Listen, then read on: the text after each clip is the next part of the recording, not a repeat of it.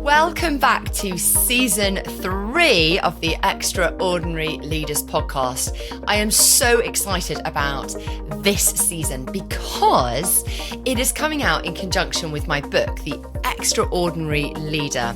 And in this book, much like the podcast, there are tactics on how we can add extra into our ordinary spaces. Now, don't forget, when I say we are ordinary, I don't mean that in some average, boring way, but I want us to camp around this concept of it's okay to be a normal human being. We don't all have to be smashing it and be extraordinary in our leadership spaces, but we do have to dial into the fact that we are doing it as ordinary people, and we have binary finite resources.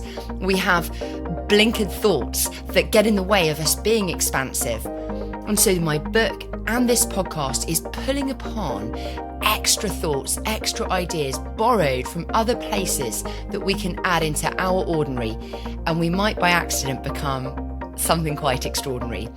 Something I'm really excited about with this series is that my guests are a little different. Yes, I've got my normal roster of fantastic thought leaders, leadership experts, and brilliant leadership coaches, but I've also got some guests that are from entirely different spaces.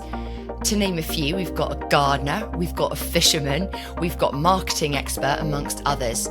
And the reason I wanted to borrow from these spaces and voices is because I think leadership is a little bit binary. We think it all comes from leadership consultancy, but what are we missing that's already out there in the world that we're not pulling upon? So this season, I want you to really expand your mindset of what leadership could be, different paradigms, new exciting spaces to explore.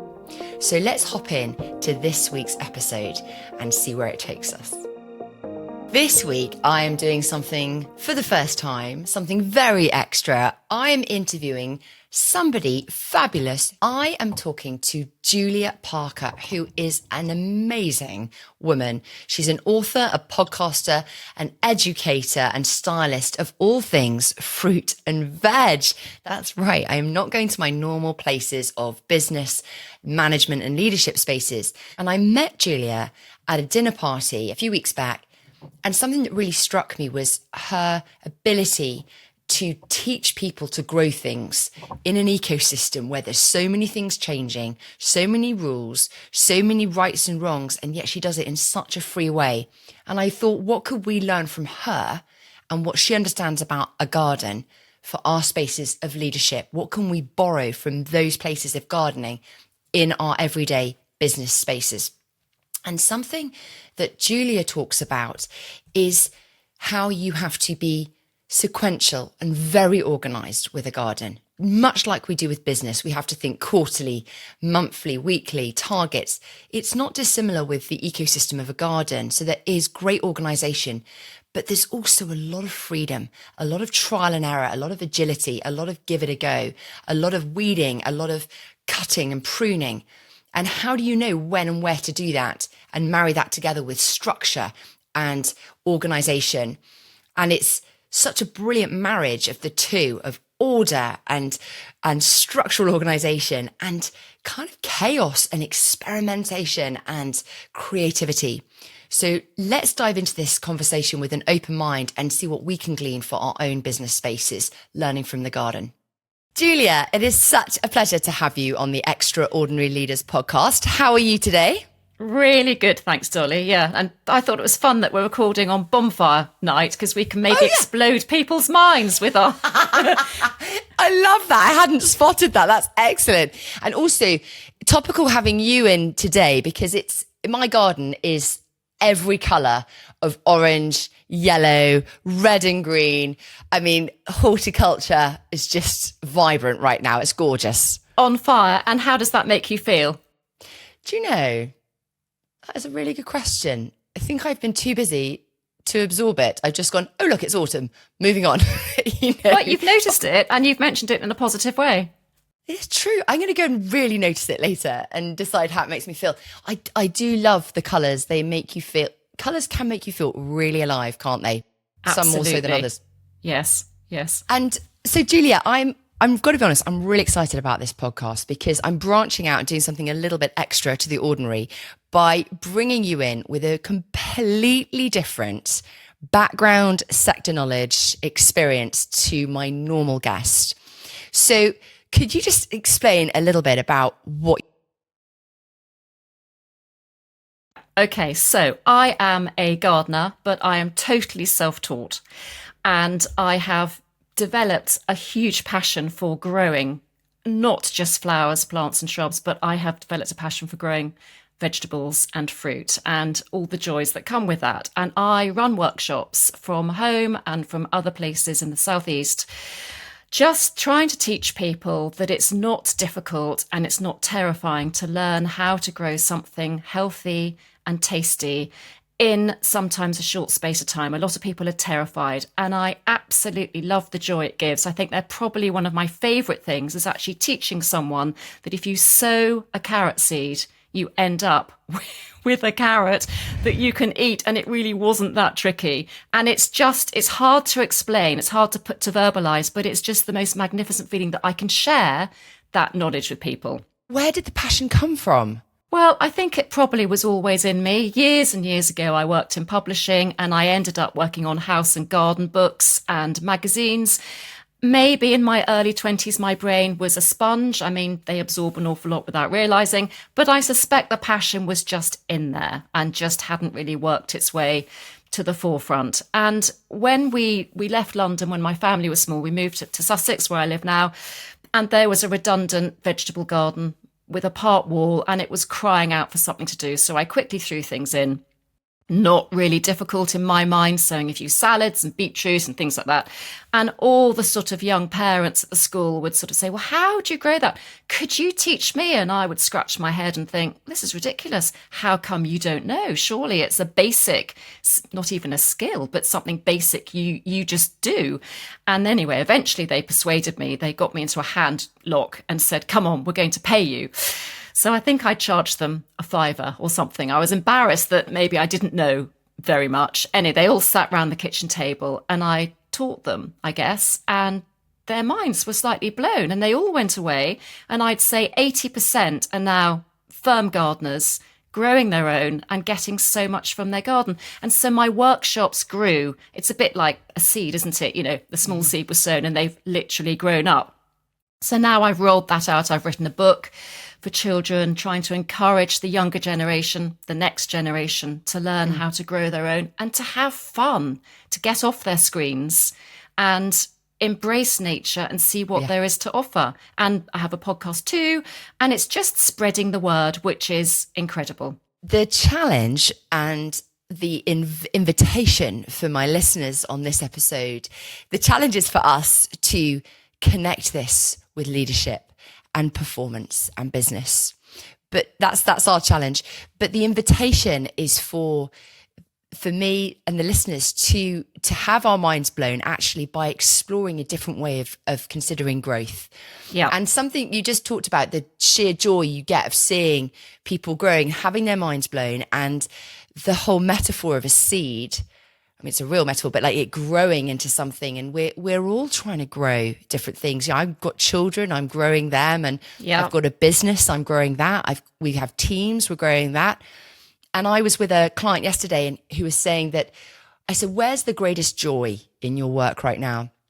And he said, it's a project that he's been involved in. And I said, so tell me more. And it basically was a project that he has grown, and it's an initiative within the company. And I said, it sounds like you've grown your own baby. And he went, that's exactly it. I just love what I've grown. So let's just stay in that space for a minute about the joy of growth and what growth is. From a gardening perspective, I know this is an obvious question, but what is good growth?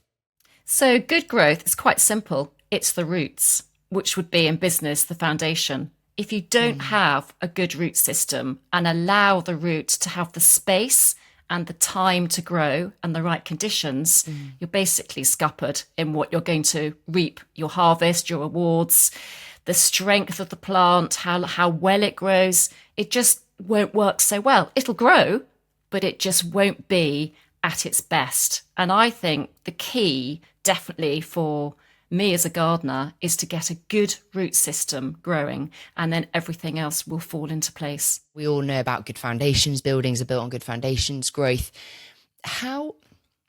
I'm quite impatient, and you're talking to a really tough audience now because I don't like gardening. Well, yet. Okay, I was about to say, but you haven't tried it yet. No, exactly. Now I have to come on one of your workshops. But with growth, you said time and space. I think for me with gardening, on a practical level, I don't feel I've got much time. No. And I want to see immediate results. And that's also true in life. Like, how do you cultivate that sense of patience with growth? Well, that's quite easy, because actually with gardening and with businesses, you do need patience, but patience in the very beginning to be organised and to sort out exactly what you've got. And what I say to people is, when they come on my workshops, I always tell them to make a picture in their mind of the end result.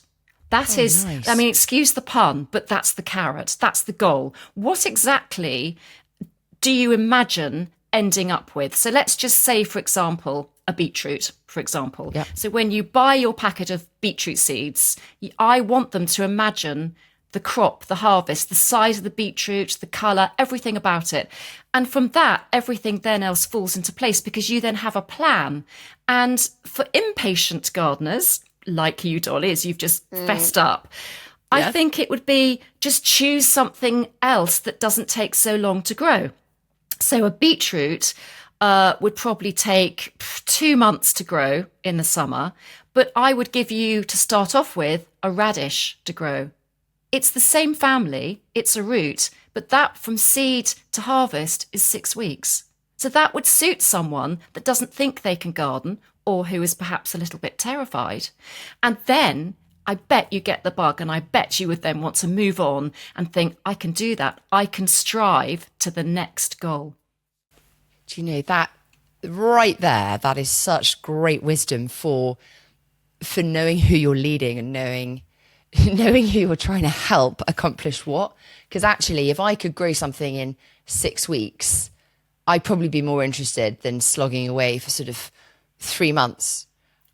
Absolutely. And I could even give you something faster to grow now, this time of year. So we're in winter, autumn, winter. Yeah. Would you imagine anything would grow now? No, nothing. So a conker, but that's taken a very long time. That's taken a year. It's fair enough. I'm just thinking of them plopping down off the tree. Well, yes, but you're reaping your rewards there. So you could sow a pea seed, and in 3 weeks, you could have a tasty pea shoot that costs a lot to buy in the supermarket, sold as an expensive salad item. You could grow your own on a window ledge in the kitchen, and you wouldn't even need any soil. Damp kitchen towel. Remember those days, the Blue Peter days, with the cress on the cotton wool, I think we used in my day? Well, you could grow pea shoots on some damp kitchen towel, and they would grow and they would produce really quickly. It's a fast growing seed. So I guess in business, you work out who is in front of you, and then you just slightly temper what you give them to do. You know, it's like a task, isn't it? Yeah. A pea shoot would be the beginner. The radish could be intermediary, and the beetroot would be maybe more experienced, or someone that is more confident. Does that make sense? Yes, 100%. Because actually, but what my brain is thinking is, time and space for roots is not a kind of binary thing. Sometimes when we hear about building foundations, we need to be quite reactive. Life is quite fast. We haven't all got that kind of ability to have a mindset of just take loads of time. And so I talk about something called stolen moments in my work, which is there's never a golden day for the perfect time to kind of have downtime or admin time. Life is so fast. So we kind of have to live in a different cadence of exploring where our stolen moments are to kind of invest in to get what we need to get done. And I'm hearing in what you're saying that time and space is something that we need to have for growth, but it's quite an expansive, retractable thing. So for some people, you know, for some things, there needs to be lots of time and space for certain crops to grow. But other crops, actually, we're not saying, let's go slow and take ages. It's sometimes things can be quite quick. Tea towel on the windowsill, pea shoots. Yes. that's quite an accessible way of thinking about growth as an expansive thing. It is, but it's like anything, isn't it? Time and space. So people often think they need to have a garden to grow vegetables. You don't. You can grow vegetables in a pot outside your back door. It goes back again to that thing I said about organisation and understanding what you're growing. Talk about organisation. That's really interesting. So if you were trying to organise a garden, how do you start? If you were given carte blanche to do it, how would you start? What would your process be? Well, a whole garden, not a vegetable garden. So I think I would probably take some time, and I would probably photograph it through the seasons. It wouldn't happen overnight. Can't do instant gardening, because if you do instant gardening, which was a craze about 15 years ago, there were lots of TV shows on instant garden, instant colour. I mean, if you went back and saw those gardens a year later, we'd all be horrified. In fact, sometimes they did. So you take photos, or I take photos through the 4 different seasons of what the garden is doing, what it looks like. Because I always think if you look through a camera lens, or these days an iPhone lens, look at the photograph, you get a different view. And that's probably key for businesses too. You get a different perspective on what's in front of you. So I do that, and I look at my fit pictures and I think, gosh, I hadn't really focused on that tree in the horizon at the end. That I want to be my focal point. So I'll keep that.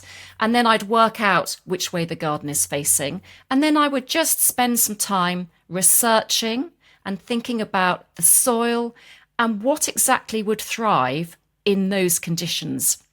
And people talk about conditions and finding gardening difficult, but we have a way these days where it's kind of called permaculture, where we work with what we have.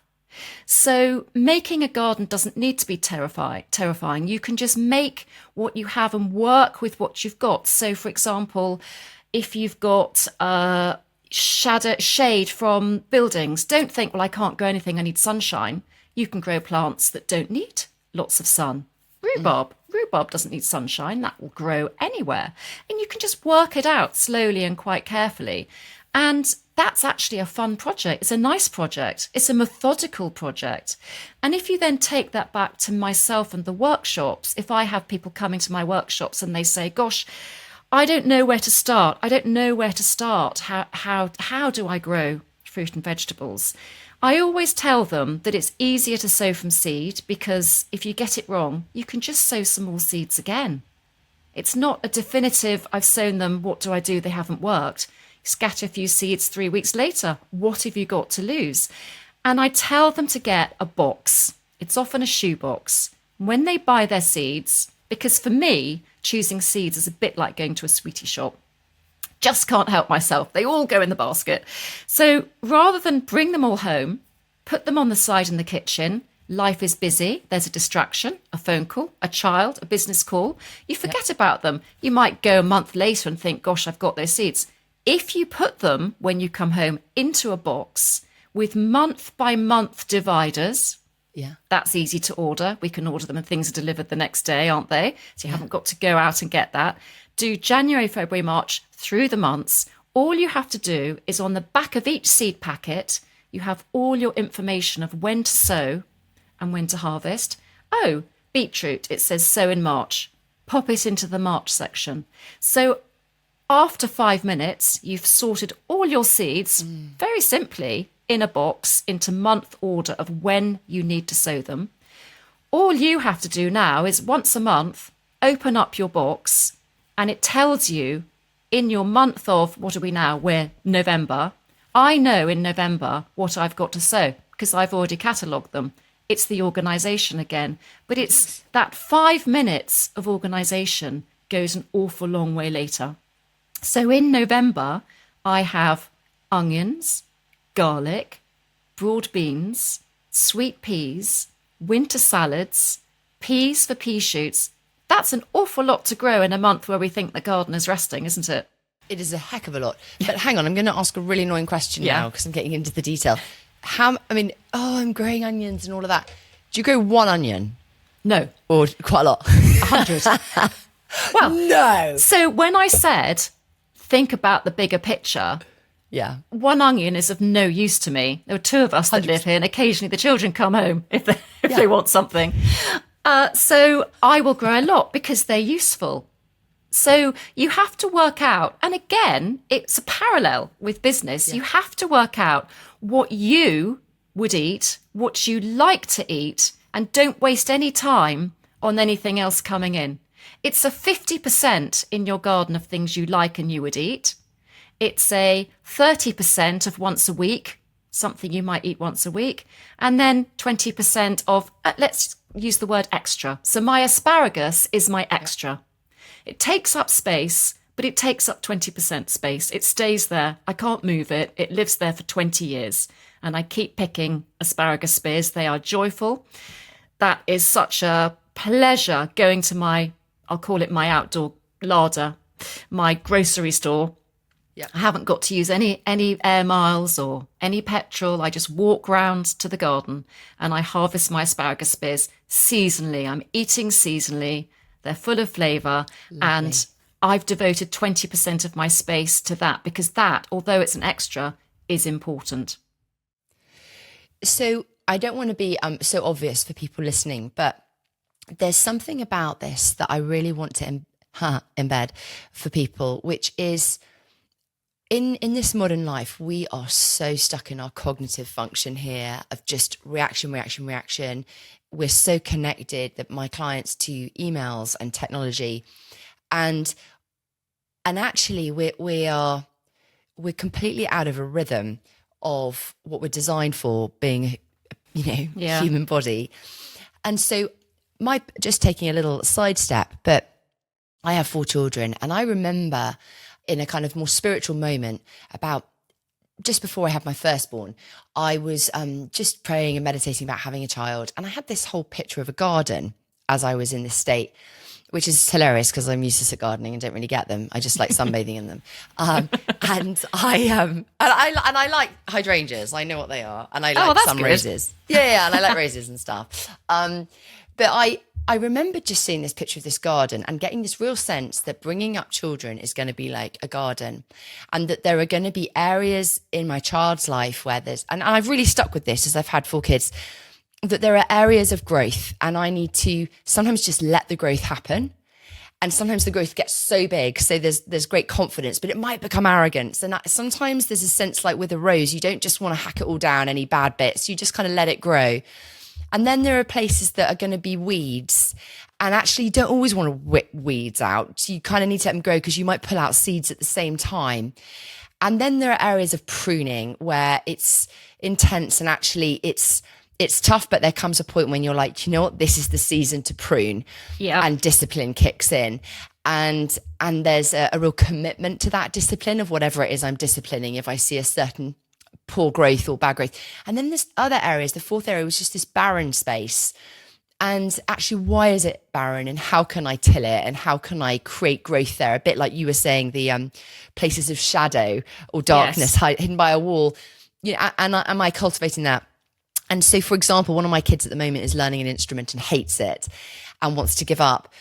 And I realized, I was going back to my garden image and was thinking, do you know what? There's nothing in this child's garden right now that they do that they don't really want to do. I'm not really teaching them much resilience right now. Their life is pretty comfortable. They need to learn this instrument because that's uncomfortable. And that's an area they need to gain a muscle. So I went back to my garden analogy. I thought, no, I'm going to till that bit of land and actually plant something that's quite difficult to grow there, an instrument, to help them learn, even if we don't get the fruit of it. Well, so you're being slightly disciplined, which is important. 100%.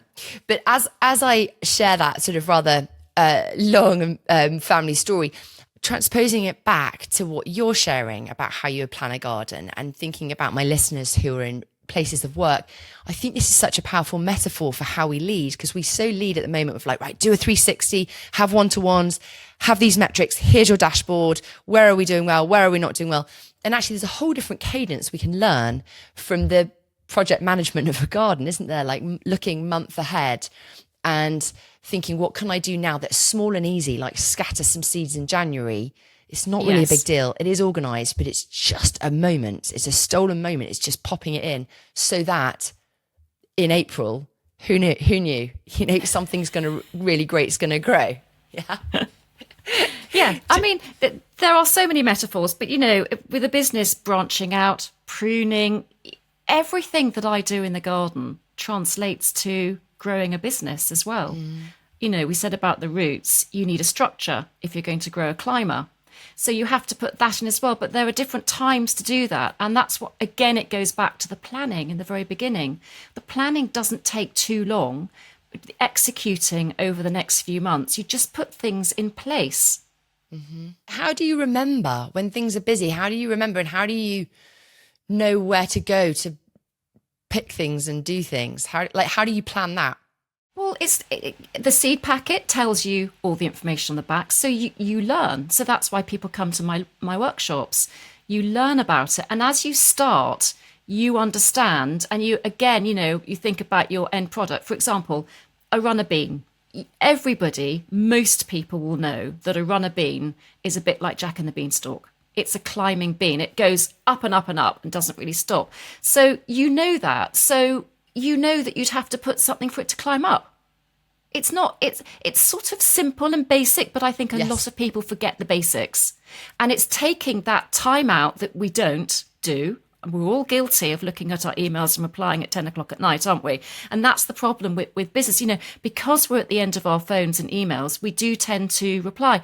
But that's why gardening gives you a reset. It gives you not even an excuse. Who needs an excuse to step out for a second? But if you took yourself, even if you opened a window or stepped outside your door and just breathed in nature or looked at the colours of autumn that you have already mentioned, even those 3 minutes would change your mindset when you come back in, and you would feel better and you'd be able to tackle something. And I think for me, that is why I absolutely love my garden. And I won't go into it too much, but I suffered very severe bereavements 2 years ago. Both my parents died within 5 weeks, and it was horrific. It was like a tsunami. But my garden actually saved me, because it's not that I had any time to go out there particularly, but I did go out. I might just go and look at the greenhouse or just check on something. It's like a magnet to me. It draws me out there because it makes me happy. We mentioned colour. I fill it with colour through all seasons because I want to be drawn to that space. I want to get a good feeling. It's a bit like an adrenaline kick. I feel so much better, even if it's for 2 minutes. It just grounds me, and then I come back in and I can tackle things. Do you think, so as you said, I'm sort of jealous for that. I think that sounds lovely. I don't get that, but I haven't really given it a chance. So do you think it's like, it's just certain types of people will get that from gardening, or do you think? No, I think it's like a type of meditation. I just think people don't stop to look. Yeah. Workshops in the spring, the most asked question, when do I know when to sow my spring seeds? Look out of your window. If you see weeds growing, anything's going to grow. That's the time. Dormancy is over. I love You that. don't need textbooks. You open your eyes. So whenever a weed's growing, growth is happening. Yes. It's still okay. So whenever bad things are happening. Well, that's actually brilliant. I mean, raising teenagers, I know quite a few friends who've got tricky teenagers now because there's lots of growth and things happening that we might not want to be growing. But that actually, the counterpart is what good do we want to see growing? There's always an inversion of it, isn't there? Yes. Tell me about something that's really, really hard to grow, and why bother? Okay, so that's a really good question for me, because I have been trying to grow a loofah. Do you remember in the sort of, probably not, you're far too young, but in the 70s, they were all shipped over, beautiful big loofahs, great long exfoliating sponges for our backs. Well, they are actually grown a bit like a cucumber. They're a type of gourd plant, so of the same family as butternut squash, pumpkins, gourds. They're all the same family, and you can actually grow your own loofah, and you can grow it in this country. And I like a challenge. Now, I assume that's part of my competitive nature. So although I've given this impression of being a very lovely, calm, patient gardener, I too am impatient, and I am deeply competitive as well. If I'm going to grow something, it has to grow well, and it doesn't always go that way, like in business. So I set myself the challenge, and I set it last year. and I was determined to grow my husband his own Christmas present, a loofah. And I did, but it wasn't very big. It's probably about the size of a half a cucumber, but grow it I did, dried it and wrapped it up, and it caused great amusement on Christmas Day. And it is used in the shower, but it will exfoliate a hand and not a back, probably. But this year, why would I bother? Because I know I can do it, and I know that if I just temper a few things, I will do it. So, of course, this year, I knew exactly what I was going to do, and I covered all bases. I sowed a loofah seed every month from January through to April. Wow. So that I knew safety in numbers would give me a definite chance of having a loofah as my end result. Who knew we would have the worst summer nearly on record for lack of sunshine? And because it needs the heat, it's not going to grow well. Anyway, here we are, November. I have two. I would say they're the size of a giant gherkin, but I have two. So I have actually failed. I'm using the word fail because I don't really think I have failed in my book, but I haven't failed because I've still managed to grow one, but just not as well as I had hoped. But I will carry on. And it's the challenge. It's the challenge I love, because if at first you don't succeed, try again. I'm definitely going to give it another go next year because I don't want to be defeated. It's good fun. I love that story. And actually, but what I'm hearing with you, with the way you approach growth, is that you have a real intention and a real focus. And I'm challenged by that because I like growth, but I probably lack the focus sometimes and the intention of what the outcome is. I mean, obviously with a garden, it's easier to go, I will grow a loofah or I will grow a carrot. Yeah. You know, and business all over is what are we growing and Yes. distilling it into a single thing. But that's difficult when you've got lots of people and there's organic movement and there's and the climate changes Yes. in business and Yes. in life, and you have to adapt. So talk to me about how you keep your focus with what you're growing whilst you have to be really adaptable to the climate, to the fact that we've had a terrible summer. So this is my loofah. So I tried to adapt, and I did adapt by growing the other loofah plant in my greenhouse. But interestingly, the one outside has grown a lot better than the one inside. So I'd say the one inside was just slower. So maybe I nurtured that too much. Maybe there was a question of too much intervention, the helicoptering, and the one outside that did have attention, but not quite as much, and did actually become hardier because it had to cope with the climate and the elements. So, but it's fascinating to me. I love what I do. And I think with you and your podcast and leadership, you have to have that passion, don't you? That you want to empower other people with your knowledge and that passion, and you want to share it. So every person that's been on a workshop gets to see the loofah. It's sort of wheeled out as Exhibit A. It's the great thing. And, you know, the other thing that I get out of it, it's just a really good dinner party tale. The loofah. So good. Yeah, I love it. I love it. So I get a lot of benefits, Yeah. you know, not only physically, gardening, sorting it out, building a framework, blah, blah, but, you know, the mental health benefit of laughing about it and laughing at that word fail. I mean, I have failed, but I haven't because it's been fun. Yeah, it's so true. I mean, with my passion is leadership, but to what end? It's because I love living, and essentially to love living, you've got to lead yourself in that life of living to find ways to love it. You know, I don't know if that translates, but leading starts with yourself, and it's always about this concept of growth and leaning in to growth. I think one of my biggest pain points is seeing humans wanting to grow, but probably growing in such an artificial tank. And it's just to kind of keep the horticultural metaphor alive. And I'm not a big kind of outdoorsy, like, oh, I've got to be in nature all the time. I actually quite like being on my laptop and reading books and watching telly. I'm quite indoorsy in some ways. But growth cannot happen when we're tunnel visioned. And I just see so many leaders and teams and myself often, we're all in this rat race together, but we are so tunnel visioned and straitjacketed in how to live. And I think it's really hard to love being alive when you're so cognitively tunneled, and wanting to just break out of that and be a bit more organic and get out of our sort of, I don't know, our greenhouses, I suppose, of workplaces, and see what we're like in different spaces and experience different things. Because then when we go back into that workplace, we're going to love it a bit more. We're going to be a bit wider and a bit more expanded. Yes. So in business, you need to somehow find that little thing. So my little thing is getting my hands into the soil. Wow. By actually using them and doing something, it creates endorphins that surge through your body. And in business, I don't know how you would find that, but there needs to be something it has to be something totally different, doesn't it? To just change 100%.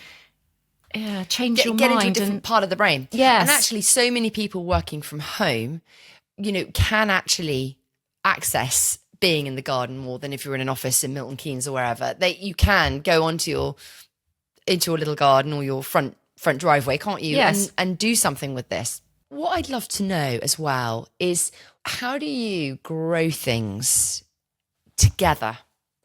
So different things together, like I went to a beautiful garden a while ago in a hotel, and I thought, I want that garden. I love it. And then I went back to my local garden centre. I took a photo and I said, I want to buy all those things from there and have it in my garden. She said, you can't really grow that next to that. It won't work. And I went, well, they made it work. And she said, yeah, but they've probably got like full-time gardeners. So how do you grow things next to each other? So it's a little bit like going to the Chelsea Flower Show, isn't it? Everything is a vision, but it doesn't really work. That one. Yeah. It doesn't work long term, and everything's grown there. That's perhaps a different season. So what you do is you go back to the word I used earlier about permaculture. You grow things, and actually I think it's called forest gardening, which is a new thing, which is where you see what your space is, you see what's there, and you grow things that will adapt and grow very well in that space. So, centuries and centuries ago, the indigenous population in America would have this three sisters way of growing, which was basically growing sweet corn or maize, which grows on, you've seen fields of sweet corn and maize grown for animal feed, or mazes, grows one very tall stem, gets to about 6 foot, maybe a bit taller, and you have all the cobs off it. But it basically doesn't take up much width or space. It just goes straight up. Yeah. And your crop is just off that. So they grew sweet corn or maize, and then they would grow a bean, probably something like a borlotti or a climbing bean that your sweet corn stem would be the framework for your bean to go up. So it gets the sunshine from that and doesn't take up any more space. And then the patch below, you would grow something like a butternut squash or a pumpkin, because they just trail around on the ground below and they get a bit of the sunshine, because of course you're not using up width with your sweet corn, it's going straight up. And then the way you harvest them all, they're all ready at so the beans ready summertime, so you pick your beans, and that allows a bit more light to go down to ripen the squash or the pumpkin.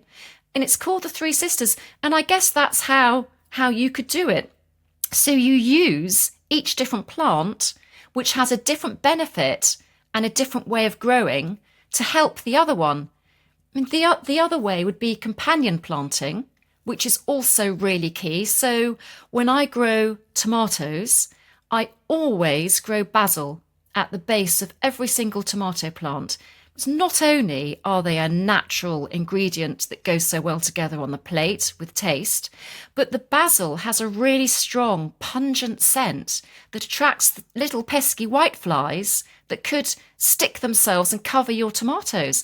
And it's organic plant companionship. It's brilliant. And then it saves on time, because when I go to pick my tomato, I just grab a bit of basil at the same time. It takes me 2 minutes. A minute to walk to the garden, 50 seconds to pick my basil and my tomatoes, and then if I walk quickly, a minute back into the kitchen. So you use your space and what each plant does to benefit the other one. And on top of that, if you were to put potatoes in a brand new patch in your garden that you wanted to grow veg, they actually fix nitrogen into the soil. So your crop, which you are taking out of the garden to eat, that's a benefit, they're actually putting nutrients into your soil as well. So the following year, you'd put your beans in because they need lots of nitrogen. Gosh, it's just all so beautifully cohesive and connected, isn't it? It is, but you learn that as you go along. But it's a benefit on all fronts, which is the same, at the end of the season. I mean, we talk about Project Give Back. We talk about it a lot in gardens and Chelsea Flower Show. All these show gardens are built. And then in the old days, a bell would ring at 5 on a Friday, and I, being one, when I was in my early 20s, would come along, grab as many trees as I could and get on the tube at Sloane Square with my pot plant that I bought for a bargain, because they're dismantling the gardens. Where are they going to go? Now we're much wiser, we're more sustainable. And so Project Give Back is we are rebuilding those gardens in hospitals, for charities, for well-being for people. It's a marvellous idea. But giving back on my small scale is I compost everything the end of each season. So I'm giving back as well. So the crop I've grown goes back into the compost, and then I'm using that the following year to feed my soil. There's lots you can take away from that. Oh, 100%. There's about 10 chapters I want to write a book on now about how Here to comes run the book. teams. And here we go. But it is this thing of like nothing's wasted. No. And I think in sterile environments, which businesses can be in terms of like lacking sometimes that holistic thing. And I think the tides are changing. Fun fact, but the word corporation is from the Latin word body, corpse, and it's. Didn't think about that. And that's what really excites me about being in the corporate space. And obviously, I've got a faith and Christian faith, and in the faith space I'm in, it talks about the body. The hand. We all need in a church. In a body of believers, you need a hand and a foot, so we've all got our different parts to play. And it's the same with in any space of a society. We are a body. And we're all trying to do one thing, and so in a business, we're trying to make money so we can all live and send our kids on great experiences and have good healthcare and, have enough food. We all have a common goal.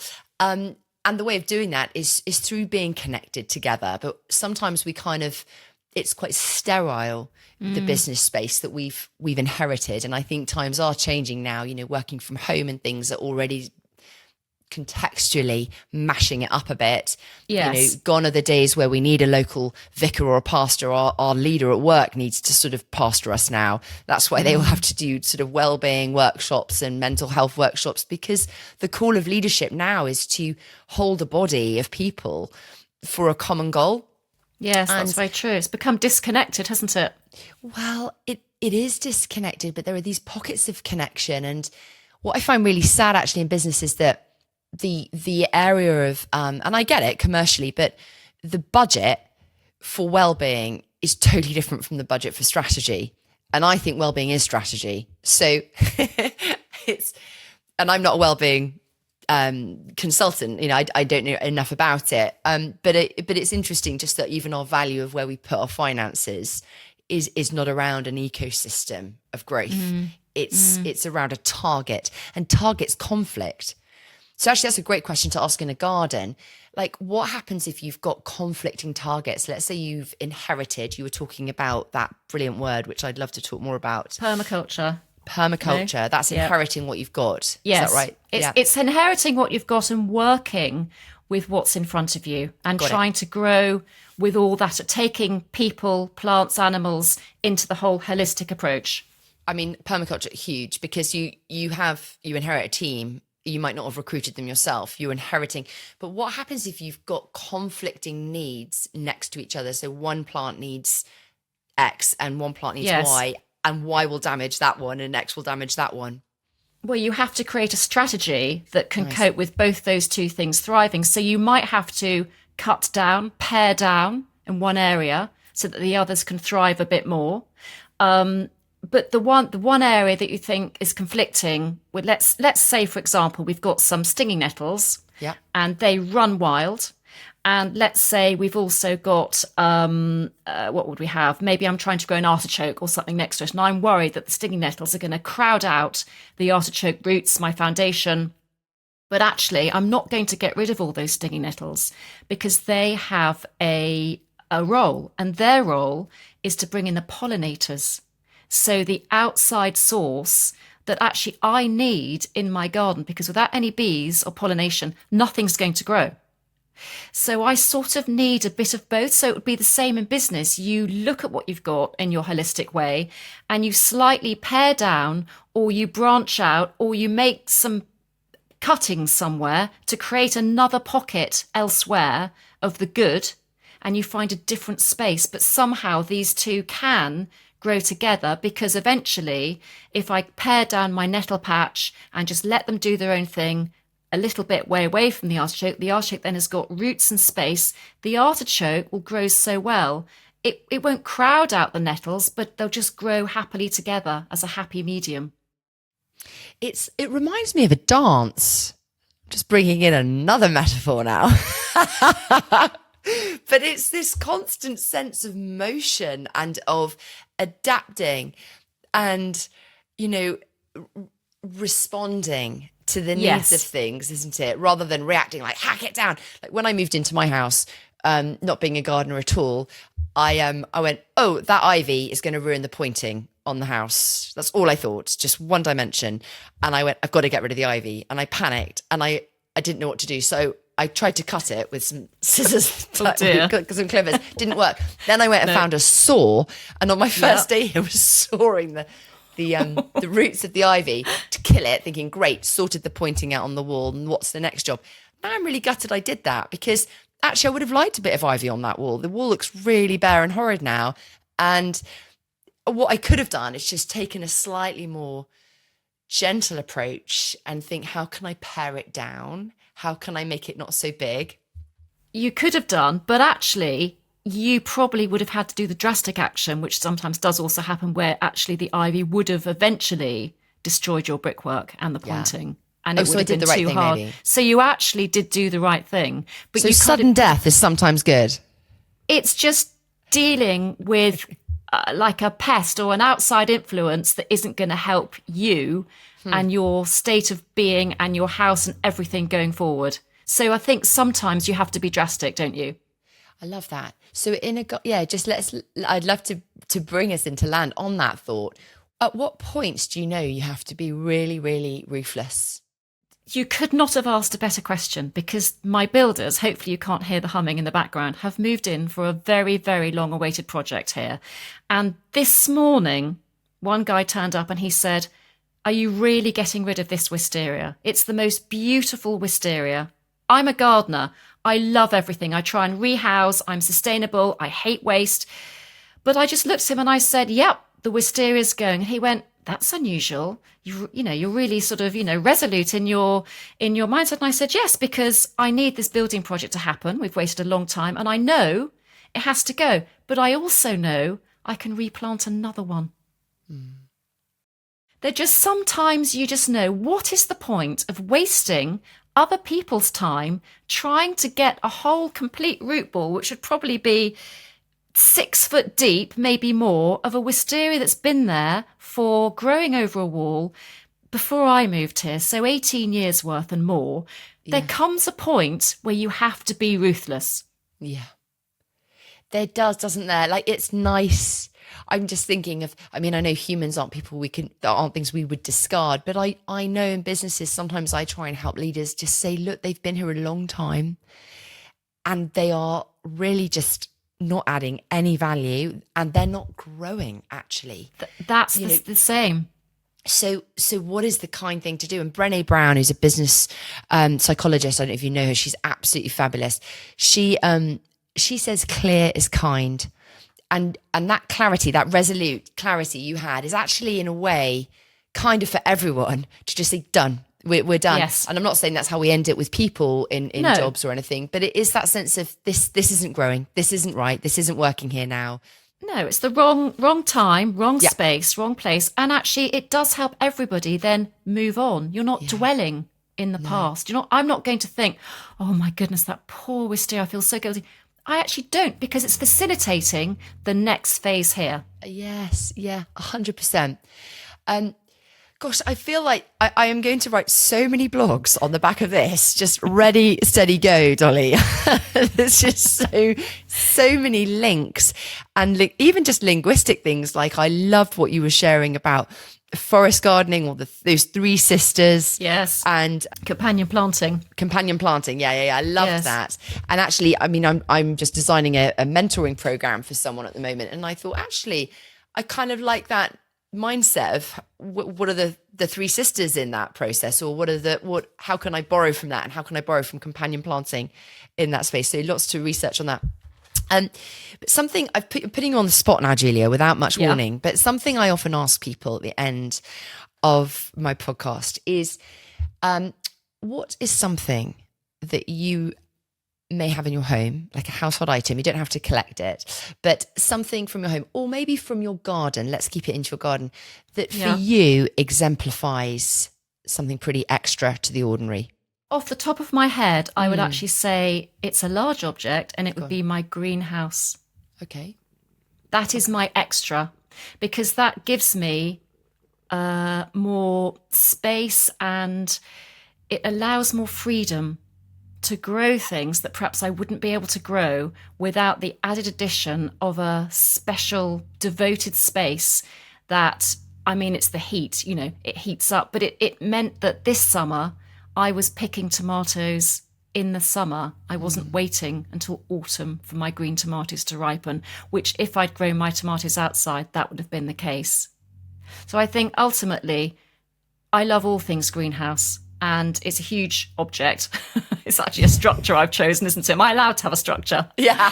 But most people bring a pen or something. You can have a whole building. That's fine. But you see, for me, I want the freedom to, excuse the pun, to branch out. And the other thing is that I really want to grow and push the boundaries. And my greenhouse allows me to do that, because I've can start the loofahs off. I can push the seasons with a greenhouse. I can grow earlier and I can grow later. I'm still picking aubergines thanks to my greenhouse.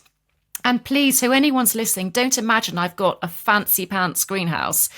It was here when we moved in. It has natural air conditioning from nooks and crannies and broken panes of glass. Yes. But it is a protected space still. And it allows me just to do what I want sometimes. And actually, that's probably quite key for being a leader. Sometimes you just have to do something for you. And that's mine. I absolutely love it. And I'd be bereft if, a hurricane came and it all tumbled down. And, last year, I didn't say this about because it wasn't so difficult to grow, but I actually grew my own birdhouse. Wow.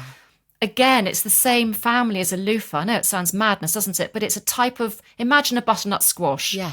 Looks the same as that, but it's called a birdhouse gourd. And I grew it, I dried it, I shook out all the seeds, and it's currently hanging in my tree at the front door, waiting for the birds to move in. Wow. And without my greenhouse, I wouldn't have been able to have grown that. So that's my item, my extra. I love that. And there's some components you said there that I want to land on, which is, you said the concept of the greenhouse for you gives you more space and more freedom to push the boundaries, push the seasons.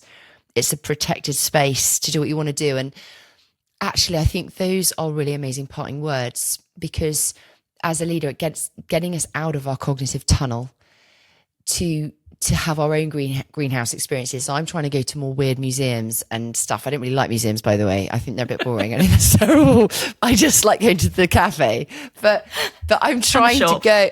Yeah, 100%. I'm like, oh, where's the muffins? But I want to put myself in spaces that are different to my cognitive normal funnel. Yes. Because it actually does. It just allows me to sort of push the boundaries on myself and experience a bit of a different way of being and freedom and things like that. And I think we all need to find some greenhouses, 100%. I was going to say, I'd love to have you back on the show. I would. I'd also love you to help me write another book.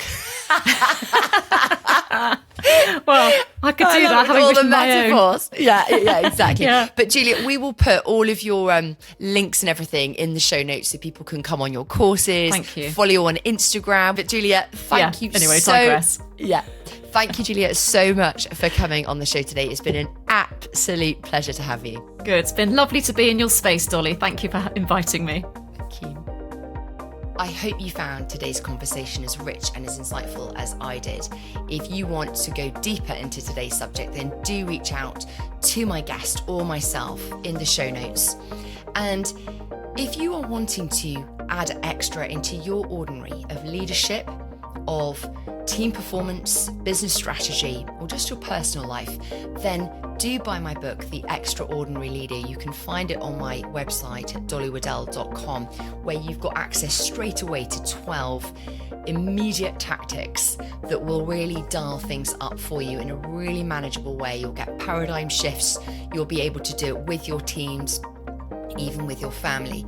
And if you'd like me to come and speak in your businesses or in your workplaces, then do get in touch, because I have got a few keynotes all around this to inspire and motivate performance to go to new levels and new heights.